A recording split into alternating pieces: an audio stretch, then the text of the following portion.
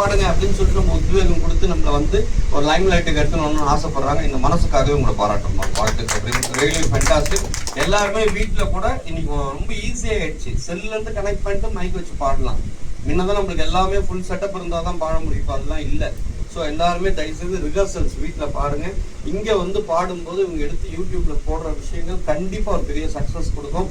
அதே மாதிரி ஒரு காம்பேக்டாக அழகாக ஒரு ஸ்டூடியோ மெயின்டைன் பண்ணிட்டு இருக்க சாருக்கு ஒரு ஹேட்ஸ் ஆஃப், சூப்பர் ஃபேண்டாஸ்டிக்.